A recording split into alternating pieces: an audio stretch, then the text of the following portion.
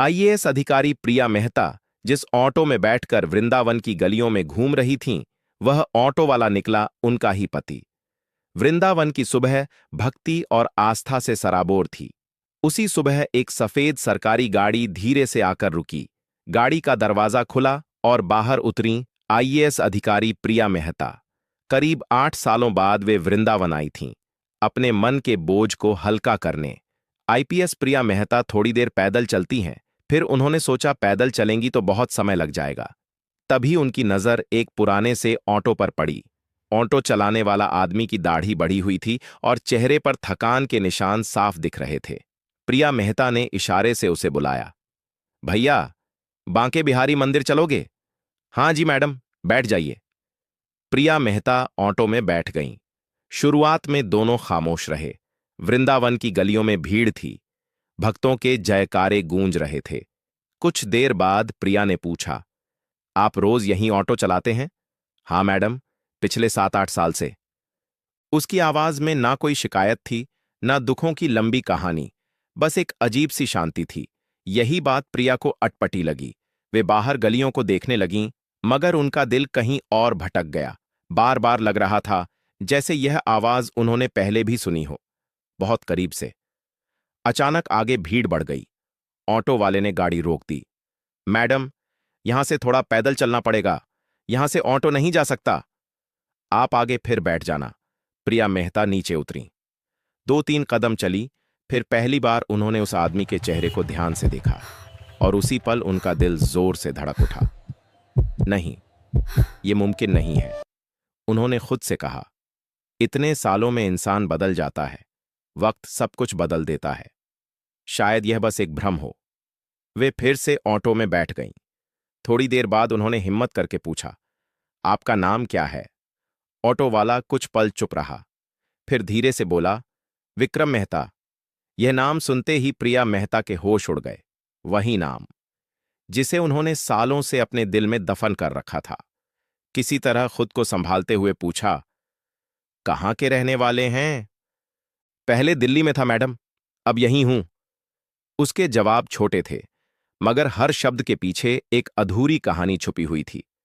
अब प्रिया को यकीन होने लगा था, ये कोई इत्तेफाक नहीं है, ये वही इंसान हो सकता है जिसे उन्होंने सालों पहले खो दिया था। मंदिर के पास आकर ऑटो रुका। विक्रम बोला, मैडम, मंदिर आ गया। प्रिया उतरते वक्त कुछ पल उसे देखती रहीं। विक्रम ने किराए के लिए हाथ बढ़ाया। पैसे देते हुए प्रिया मेहता ने पूछा, आप यहां अकेले रहते हैं? हाँ मैडम, अकेला ही हूं। वह कुछ और पूछना चाहती थीं, बहुत कुछ, लेकिन तभी मंदिर की घंटियां तेज बज उठीं। भक्तों की भीड़ दर्शन के लिए आगे बढ़ने लगी।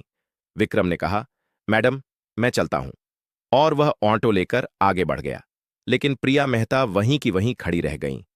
आज उनका मन भगवान के दर्शन में नहीं था, उनका दिल उस ऑटो वाले के पीछे चला गया था, जिसे उन्होंने एक साधारण आदमी समझकर ऑटो में सफर किया था। वह शायद उनका ही अतीत था, उनका ही खोया हुआ रिश्ता था। दर्शन के बाद वे बाहर आईं और मंदिर के एक कोने में बैठ गईं। दिल सवालों से भरा हुआ था। अगर वह आदमी वही विक्रम है तो यहां कैसे पहुंचा?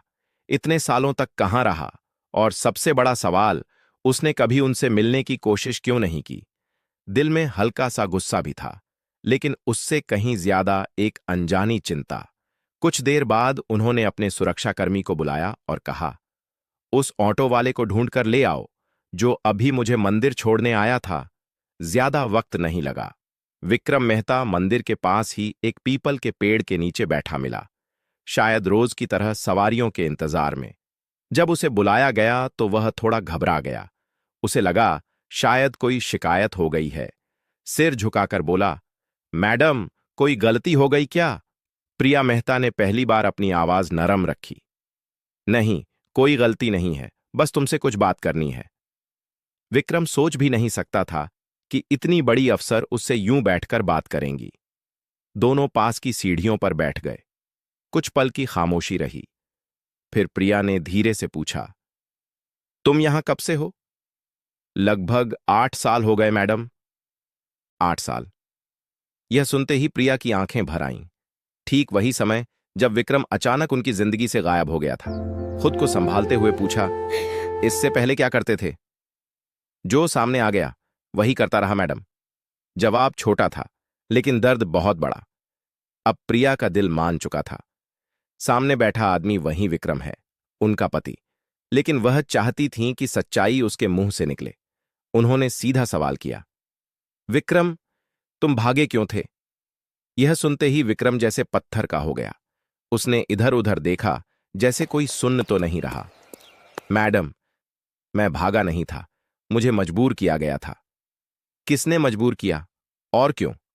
जब आप आईएएस बनी और उस बड़े जमीन घोटाले का खुलासा किया था, तब बहुत से लोगों का धंधा ठप हो गया था। वो लोग आपसे बदला लेना चाहते थे। उन्होंने मुझे निशाना बनाया। विक्रम ने गहरी सांस ली और आगे बताया, कहा गया कि मैं आपका नाम लेकर लोगों से रिश्वत मांगता हूं। फर्जी शिकायतें करवाई गईं, नकली वीडियो और फोटो बनाए गए। धीरे धीरे बात फैल गई कि आईएएस की पति ही ठीक इंसान नहीं है। लेकिन तुमने मुझे बताया क्यों नहीं?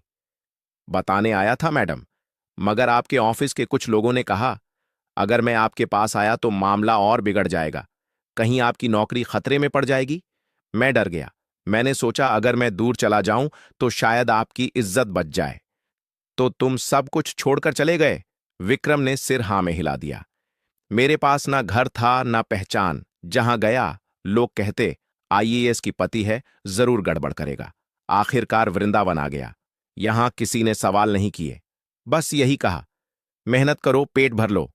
उसकी बातें सुनते सुनते प्रिया की आंखें नम हो गईं। कुछ पल की खामोशी के बाद उन्होंने आखिरी सवाल किया, और तुमने कभी मुझसे मिलने की कोशिश नहीं की? रोज मन करता था आपसे मिलने का मैडम, लेकिन डर लगता था। सोचता था कहीं मेरी वजह से आपको फिर से नुकसान ना हो जाए। यहां आकर बस भगवान के सहारे जीने लगा। विक्रम, तुमने बहुत बड़ा त्याग किया है, मगर अब चुप रहने का वक्त खत्म हो गया है। विक्रम घबरा गया।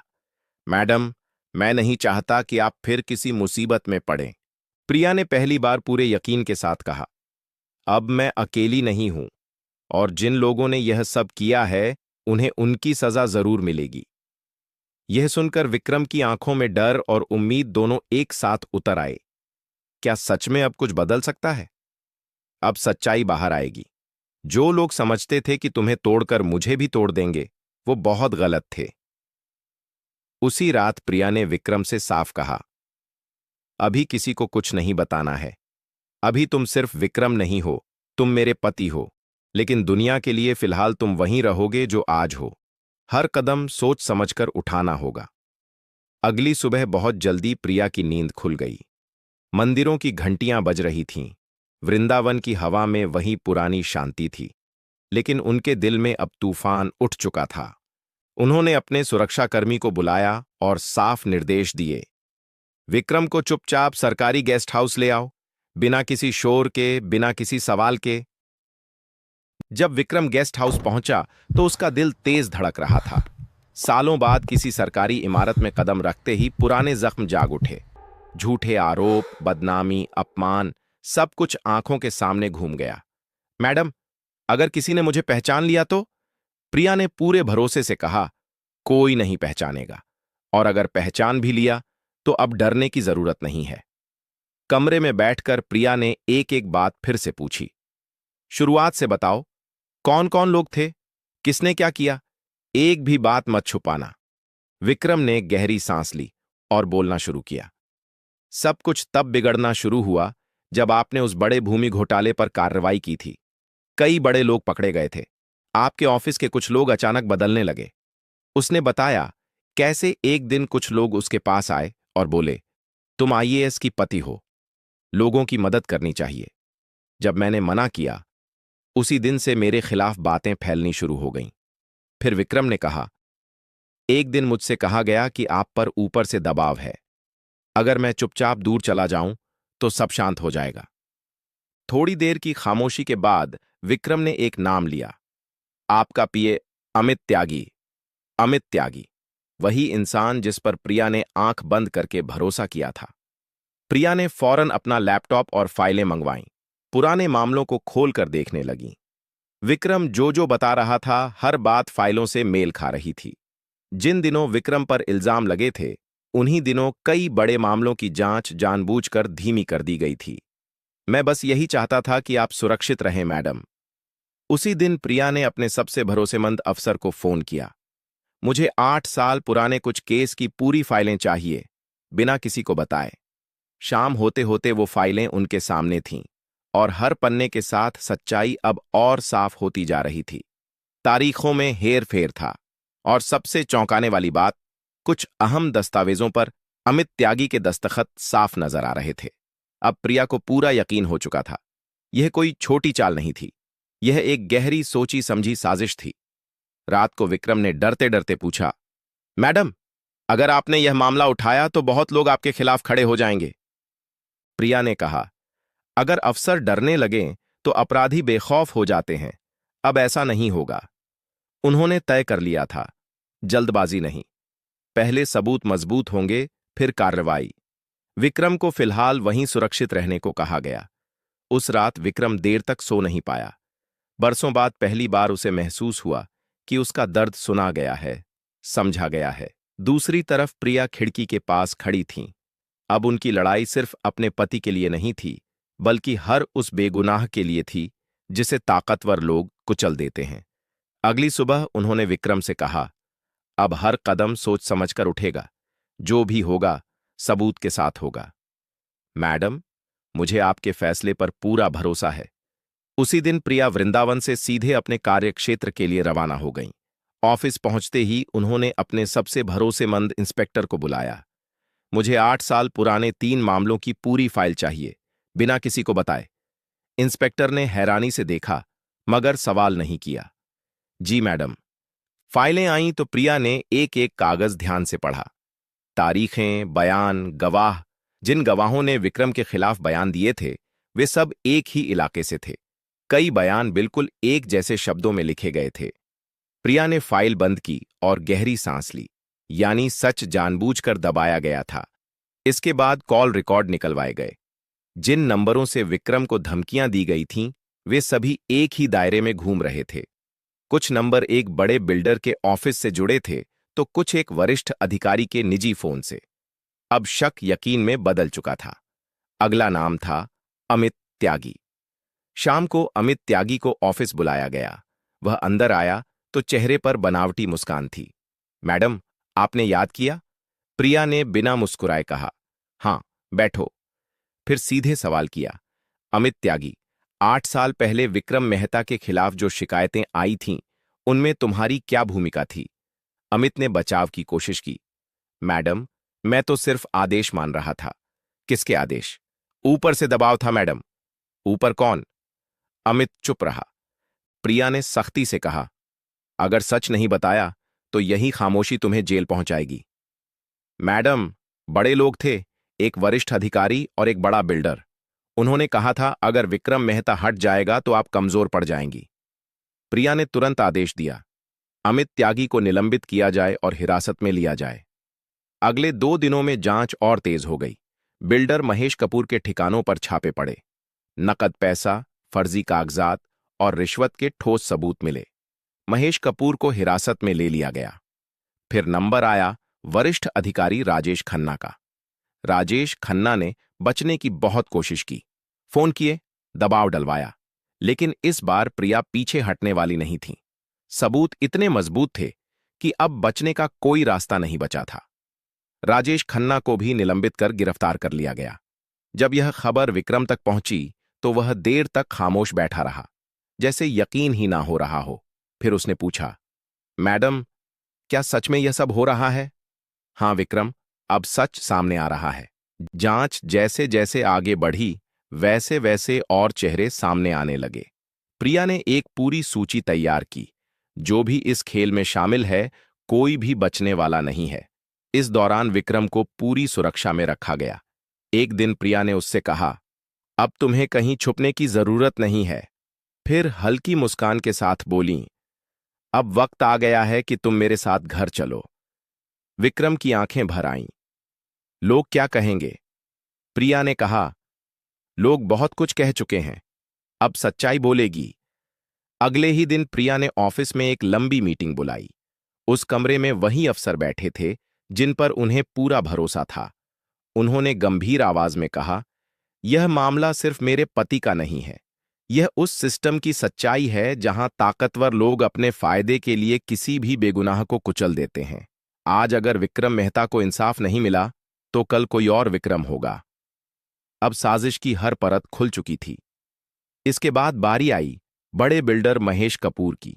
जब उसे आमने सामने बैठाकर पूछताछ की गई तो पहले वह अकड़ दिखाने लगा। मैं शहर का इज्जतदार आदमी हूं, आप लोग मेरा कुछ नहीं बिगाड़ सकते। प्रिया ने सीधे जवाब दिया, इज्जत झूठ से नहीं चलती, इज्जत सच से चलती है। जब उसके सामने बैंक खातों की डिटेल, कॉल रिकॉर्ड और फर्जी लेन देन के सबूत रखे गए तो उसकी आवाज खुद ब खुद धीमी पड़ गई। आखिरकार उसने सिर झुका लिया। हां, मैंने पैसे दिए थे। आपकी सख्ती से मेरा धंधा बंद हो रहा था। मुझे लगा अगर आपके पति पर इल्जाम लग जाएगा तो आप कमजोर पड़ जाएंगी। अब सबसे बड़ा नाम बाकी था, राजेश खन्ना। जब राजेश खन्ना को पूछताछ के लिए बुलाया गया तो उसने घमंड से कहा, प्रिया, तुम भूल रही हो कि तुम किससे बात कर रही हो। प्रिया ने बिना डरे जवाब दिया, और आप भूल रहे हैं कि आप कानून से ऊपर नहीं हैं। उसके खिलाफ सबूत इतने पुख्ता थे कि बचने का कोई रास्ता नहीं बचा। जैसे जैसे यह खबरें बाहर आईं, पूरे शहर में हलचल मच गई। अरे, वही विक्रम मेहता निर्दोष निकला। देखो, सच कितने सालों बाद सामने आया। एक दिन विक्रम ने प्रिया से कहा, मैडम, मैं नहीं चाहता था कि किसी को मेरी वजह से सजा मिले। विक्रम, सजा तुम्हारी वजह से नहीं मिल रही, सजा उनके गुनाहों की वजह से मिल रही है। और उसी पल विक्रम को पहली बार महसूस हुआ, सच चाहे देर से आए, लेकिन जब आता है तो इंसाफ भी साथ लाता है। दोस्तों, इसके बाद अदालत में इंसाफ की असली जंग शुरू हुई। एक एक गवाह पेश हुआ, एक एक सबूत सामने रखा गया। हर कागज, हर बयान उसी सच की तरफ इशारा कर रहा था जिसे सालों तक दबाकर रखा गया था। अदालत ने साफ शब्दों में कहा, यह कोई मामूली मामला नहीं बल्कि एक सोची समझी बड़ी साजिश थी। फैसला सुनाया गया।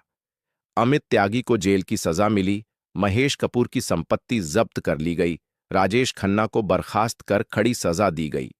फैसला सुनते ही विक्रम मेहता की आंखों से आंसू बह निकले, जैसे बरसों से सीने पर रखा पत्थर अचानक हट गया हो। प्रिया ने उसी पल उसका हाथ थाम लिया और कहा, अब तुम्हें छुपने की जरूरत नहीं है। जब दोनों अदालत से बाहर साथ साथ निकले तो वहां मीडिया के कैमरे थे, लोगों की भीड़ थी, सवालों की बौछार थी। प्रिया ने बस इतना कहा, आज इंसाफ जीता है। उस पल विक्रम पहली बार सीधा खड़ा हुआ। वह अब सिर्फ एक ऑटो चलाने वाला नहीं था, वह एक ऐसा इंसान था जिसने चुपचाप सब सहा और आखिरकार सच के साथ खड़ा रहा। दोस्तों, अदालत का फैसला आने के बाद कुछ दिनों तक शहर में अजीब सी खामोशी छाई रही। जो लोग कल तक बहुत ताकतवर समझे जाते थे, आज सलाखों के पीछे थे। लेकिन इन सबसे कहीं बड़ा बदलाव विक्रम मेहता की जिंदगी में आया था। सालों बाद वह पहली बार बिना डर के घर से बाहर निकला। अब रास्ता बदलने की जरूरत नहीं थी। अब कोई उसे शक की नजर से नहीं देखता था, लोग सम्मान से देखते थे। एक दिन प्रिया ने विक्रम से कहा, अब तुम हमेशा के लिए मेरे साथ घर चलोगे। विक्रम थोड़ा घबरा गया। मैडम, इतने सालों बाद लोग बातें करेंगे।